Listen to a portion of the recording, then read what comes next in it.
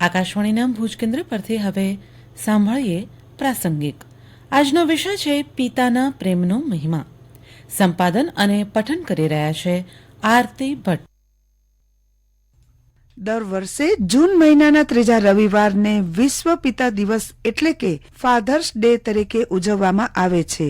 Fathers day ની આ વર્ષની ઉજવણીની થીમ છે celebrate fatherhood, strength, love and sacrifice, જેનો હેતુ બાળકોને ઉછેરવામાં એક પિતા શક્તિ, પ્રેમ અને બલિદાન આપીને તેમના જીવન વિકાસમાં બહુલક્ષી યોગદાનમાં પિતાનો ફાળો મહત્વનો છે તેવી વાત કરે છે. બાળકના જન્મની સાથે જ પિતા અને માતાનો પણ જન્મ થાય છે. માતા એટલે હૂંફ, ત્યાગ, વાત્સલ્ય અને પિતા એટલે વિશ્વાસ, શક્તિ અને પ્રેમ.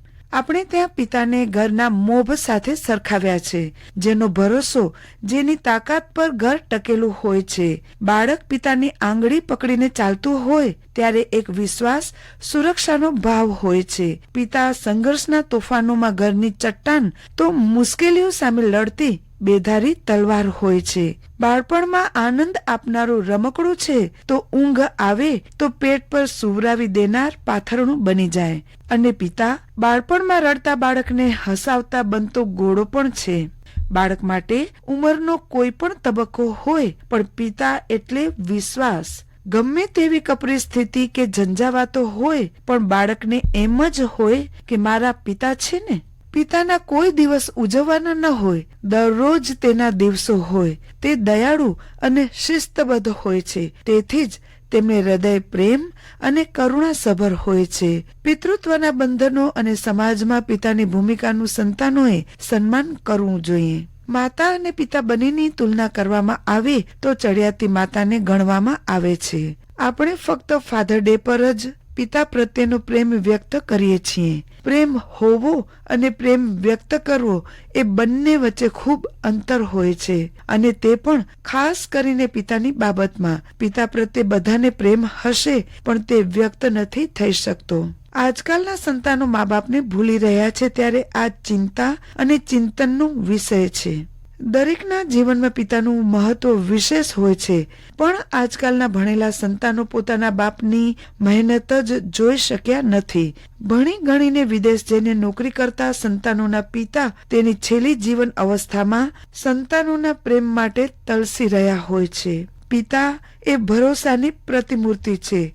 એ દરેક બાળકની સુરક્ષા અને સલામતી છે, સંસ્કાર, સ્નેહ અને સુખ છે. બસ બાળક મોટો થાય ત્યારે એણે એટલું જ યાદ રાખવાનું છે કે સપના જુઓ ત્યારે વિચારજો કે પિતાએ પણ સપના જોયા હતા તમારા સુંદર ભવિષ્યના. એમના ઝૂકી ગયેલા ખભા જુઓ ત્યારે યાદ રાખજો કે એના પર બેસીને તમે ગોળો ગોળો રમ્યા હતા. એમના કંપતા હાથ જુઓ ત્યારે યાદ રાખજો એ હાથે તમારા નાનકડા હાથ પકડીને ચાલતા શીખવાડ્યું હતું. જે પિતા બાળકના આનંદ માટે પોતાની મહેનતની એક એક પાઈ ખર્ચી નાખે છે, એ બાળક પિતાની આંખો ધૂંધળી બની જાય ત્યારે એમના પ્રકાશ બનવાનું યાદ રાખજો. એક પિતા જીવનનું પહેલું પગલું ભરવામાં સહારો બને તો એ પિતાના છેલ્લા કદમ ડગમગતા હોય ત્યારે સહારો બનવાનું યાદ રાખજો. બાળકની ખુશી માટે પોતાનું સર્વસ્વ લૂંટાવી દેનાર પિતાની ખુશીનો વિચાર કરજો. પિતા બાળકના જીવનનું મૂળ છે, જેણે પોતાનું સર્વસ્વ સિંચીને તમને મોટા કર્યા છે. વૃક્ષ ગમે તેટલું વિશાળ બને એ ટકે મૂળના આધાર પર. હર ક્ષણે માના ચરણમાં સ્વર્ગ તો પિતાના ચહેરામાં પરમાત્મા જોવો એ સાચો ફાધર્સ ડે છે. પિતાનો પ્રેમ વૃક્ષ સમો હોય છે. તે આપણી જિંદગીમાં ખુશીને ક્ષણો ઉમેરવા પોતાની જિંદગીમાંથી ઘણી બધી વસ્તુઓની બાદબાકી કરતા હોય છે. ચાલો આ વિશાળ વૃક્ષ સમા પિતાની શાખાને વળગીએ, વહાલ કરીએ અને અનરાધાર પ્રેમ વરસાવીએ.